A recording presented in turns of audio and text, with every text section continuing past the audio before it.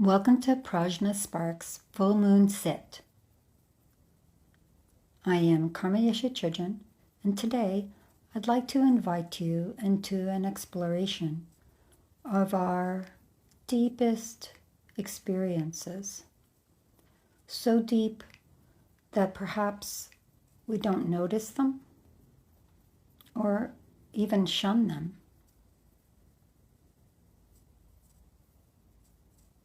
It can happen that whether we're new practitioners or old hands, we look at ourselves, at our practice, at our lives, and think, oh, I've been practicing in a way that helped me, but it's also kept me at a distance from my own heart.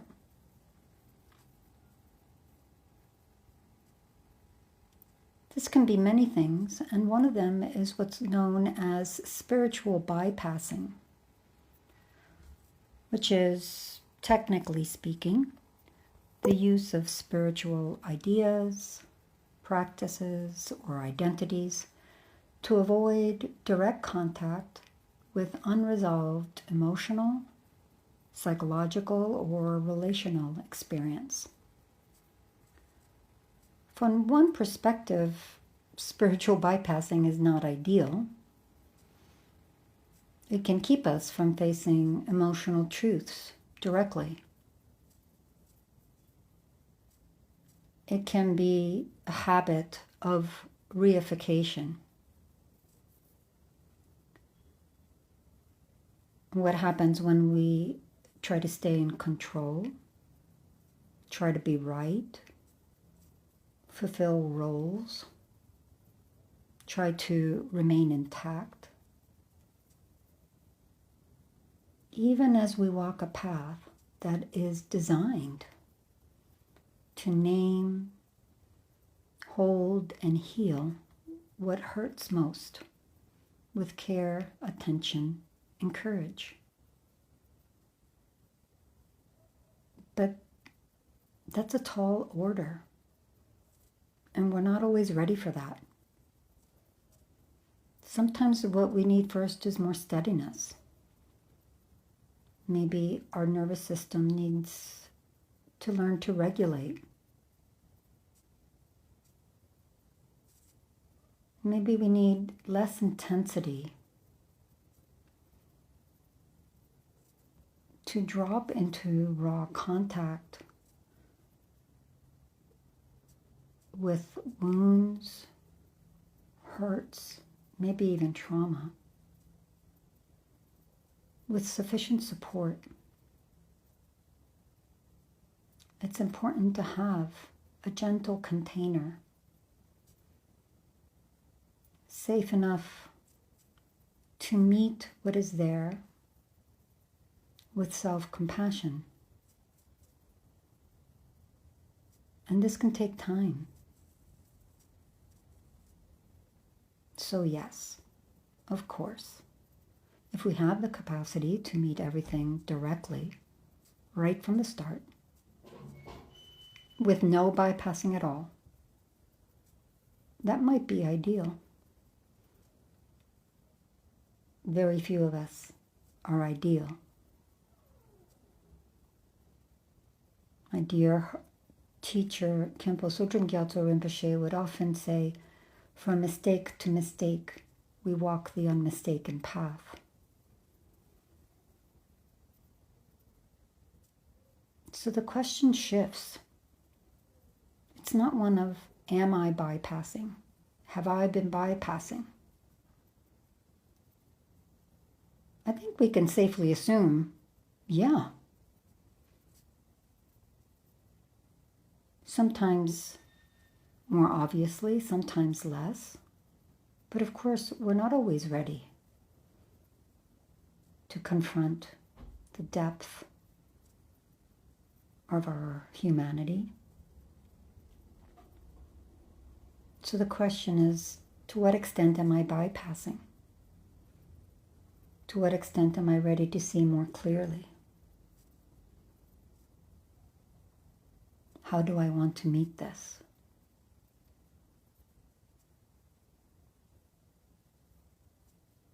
Maybe we're ready and willing to part the veil and look into our hearts with warmth and tenderness.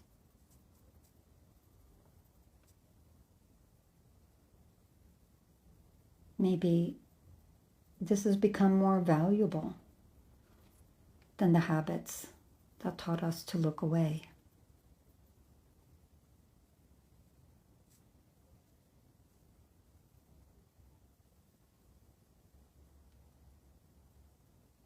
Our habit of reifying things, of making things concrete, solid, lasting, turns things that are fluid and conditional into something fixed, inescapable and true. The reification habit is also very crafty. It can co-opt dharma to serve its own devices through spiritual bypassing. So why not freedom? Why not self-love? Why not even altruism? But I'd like to suggest another perspective, one that is quietly subversive. What if the bypassing you recognize now has some value? What if there's nothing either wrong about it or right about it?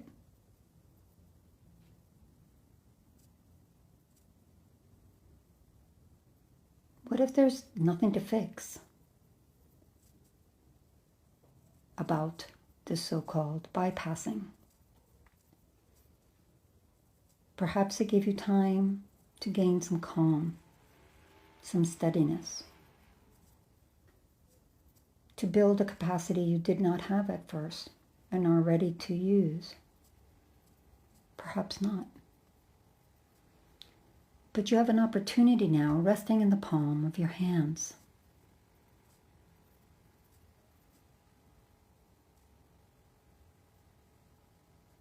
Dharma has a way of working under the surface. Spiritual practice plants seeds. Vows breed momentum. Samaya has gravitas. Over time, even what you bypassed without noticing it begins to soften and mature, even if we don't realize that's what's happening. And one day, there's an inner prompting, very simply, look here. Oh, that moment. The moment we recognize, how did I miss that? I thought I was beyond this. I must be bypassing. It can feel so uncomfortable, like we've done something wrong. But what if it was also a mini awakening? Not a call to battle, a call to intimacy, to meet ourselves more honestly. I know that for myself in my own practice, there have been times when I realized I longed to stay above something, to keep my composure, to feel that I had clarity, or simply the sense of being good enough. And in moments when the edges of these things became visible to me, I felt a kind of dropping away of self-confidence, a tenderness, a recognition that something in me had not been fully included, felt neglected, and yearned for welcome.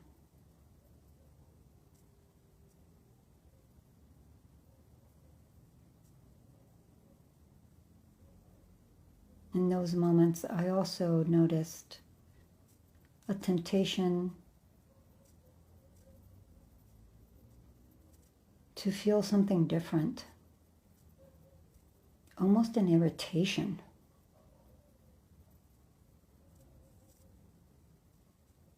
That urged me to question my dharma practice itself,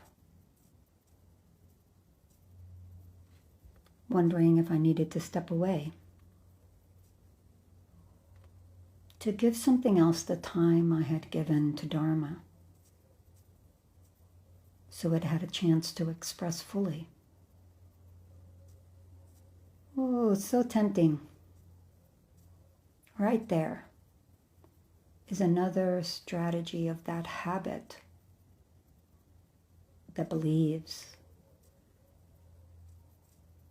in a self that is real. This selfing strategy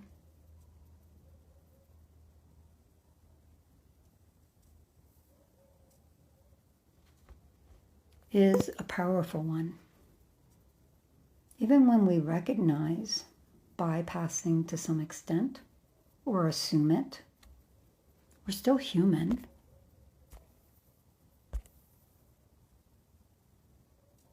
We're still tender, still frightened in places,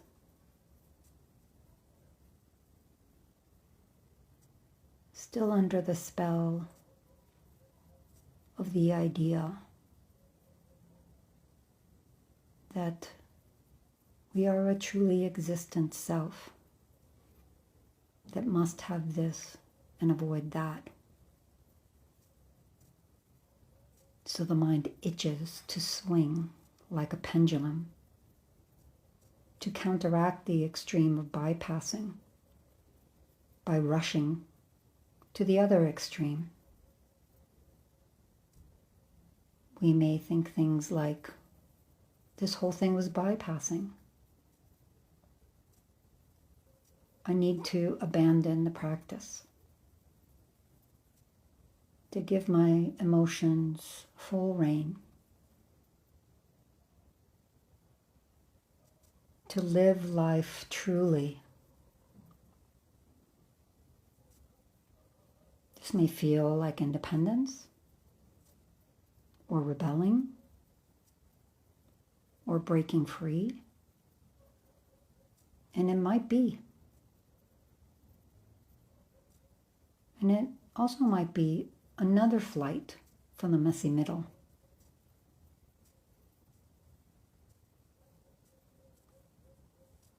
We might mistake this backlash for breaking the bypass at last. But is it? Or is it bypassing the bypass? Because if we're swinging from bypass to backlash, that is bypassing squared. And I want to say that very gently. Because the point here is that both movements are understandable. They're adaptive. Bypassing can protect us from overwhelm. Backlash can shield us from the sensitivity of growing into something unfamiliar, which we've been doing our darndest to avoid in any number of ways for decades. But neither bypassing nor backlash are dharma.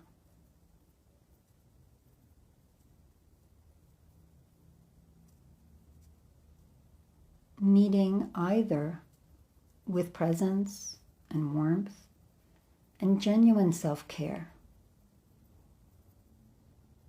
that is entirely aligned with Dharma. Dharma may even be inviting us into a space of vulnerability that, yes, is messy, but also more honest, fertile ground.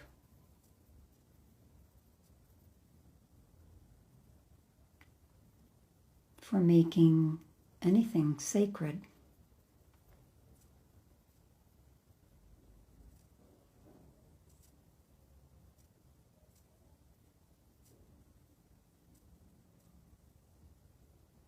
The willingness to be with what is true, neither whitewashing it nor acting out.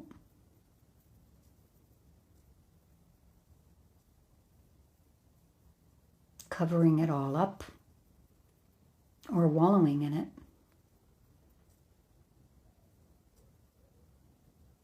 So let's see what it's like to just feel this directly, welcoming intimacy with ourselves just for a moment.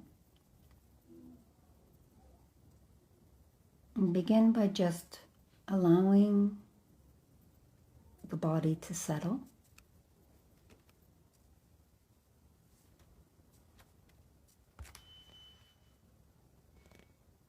Let it relax and unwind.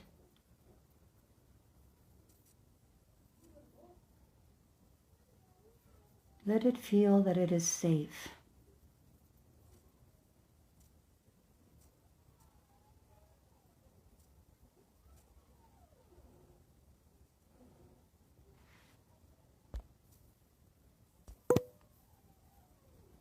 Then bring to mind something mild, workable.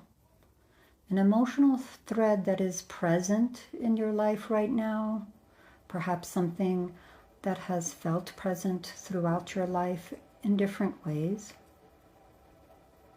And feel into where it resides in the body.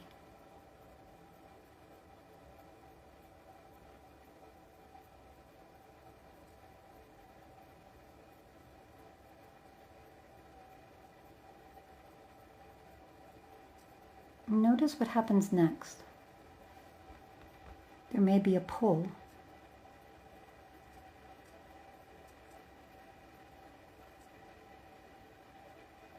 An urge to explain.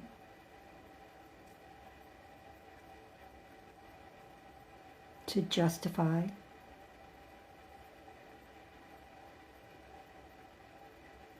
Or to shame.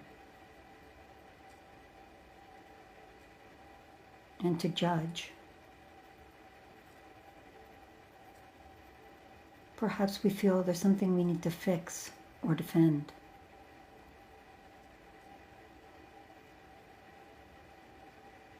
To soften it with a spiritual idea.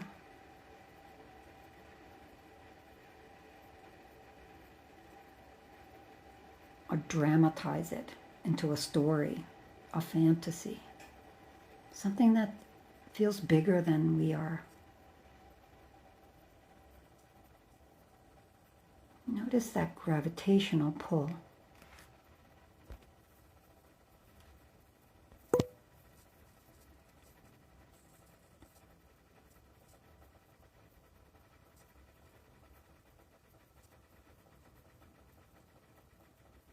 Stay there. There's no need to follow it.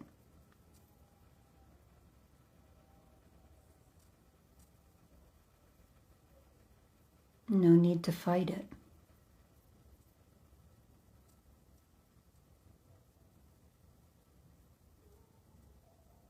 Recognize it and embrace it. It's simply a reflex, a very natural reflex. to shy away from raw emotion.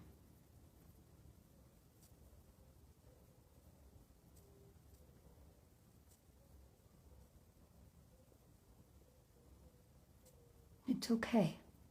Just stay with the reflex.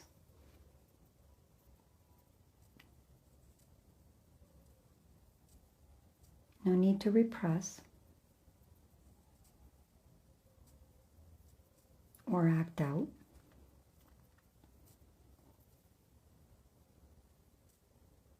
Let even the urge to follow, the urge to fight, be included.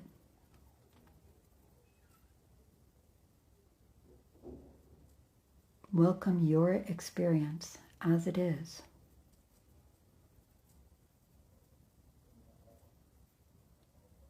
Regret. Let there be regret.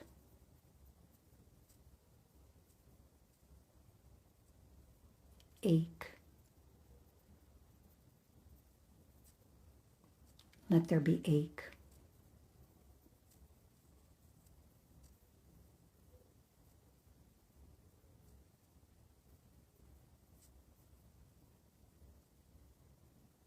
The tenderness of missed opportunities.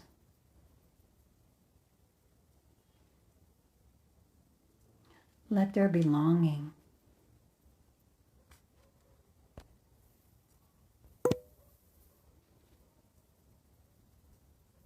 You do not need to turn it into a lesson,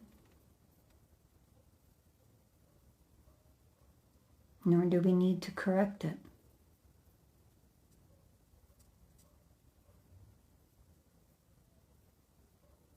No need to erase it.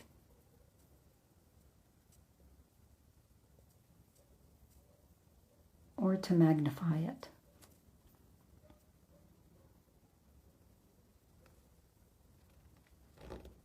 Just be kind to yourself while it's present.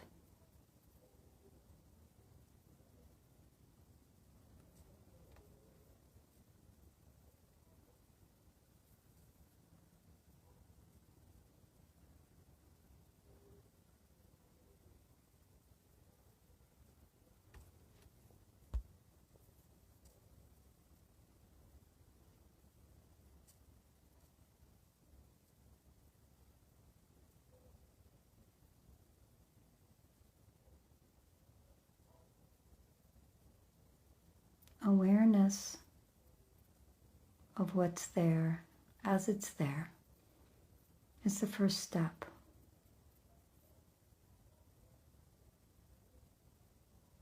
But catharsis, for its own sake,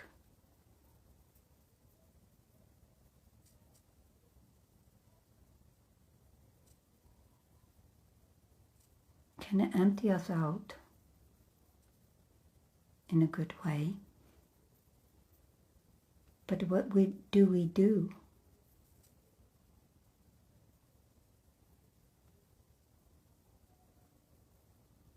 with what we find in awareness?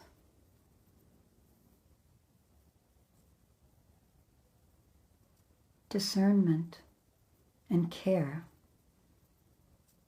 ripen the insight of catharsis, of awareness, of epiphany, so that we neither bypass to avoid the heart or lash back to avoid the path, the very path that invites the heart in all its fullness to join and be our own companion along the way. By embracing our challenging emotions,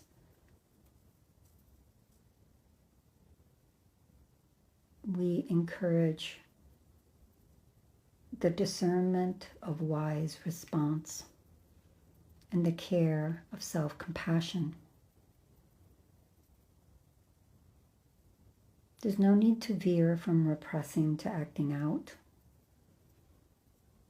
alternating first this set of emotions for a while,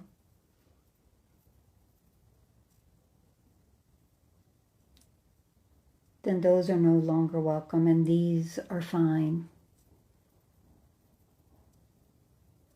And then some other configuration.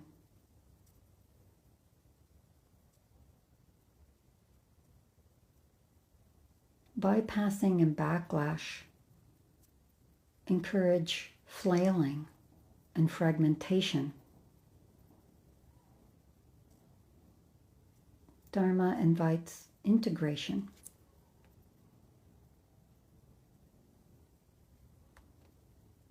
We welcome and learn to stay with all that we are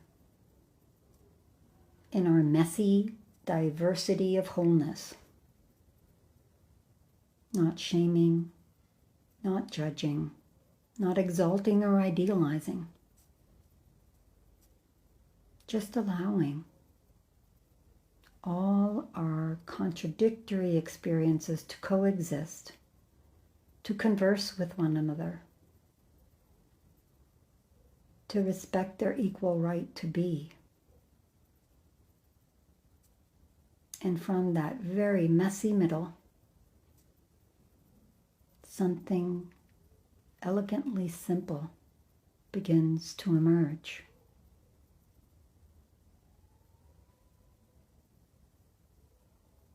A quiet steadiness, a sense that we can be with our life, with our heart, without our emotions, with our wounds and fears, our joys and sorrows, just as they are. Not perfectly, not ideally,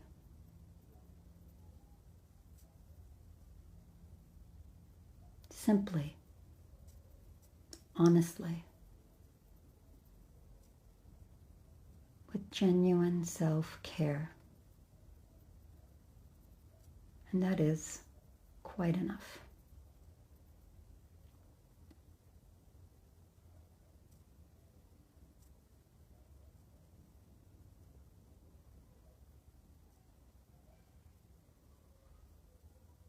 Staying with that for a time, then just let the technique soften.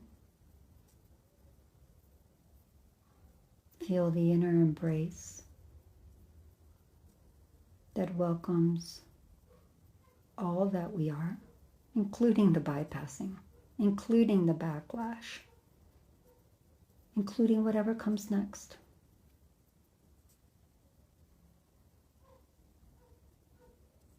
With tenderness and warmth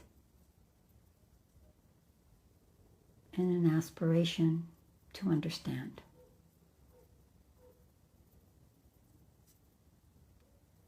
Please join me in dedicating all of the merit, which is the positive energy, the momentum that spurs us onward to fulfill our highest aspirations for ourselves, that we and all beings may embody the perfect and complete awakening that is our mind's true nature.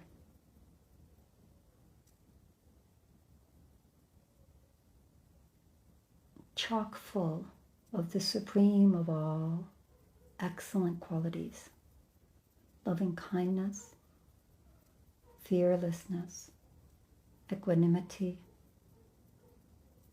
acceptance, magnanimity, joy, abundance, and wisdom.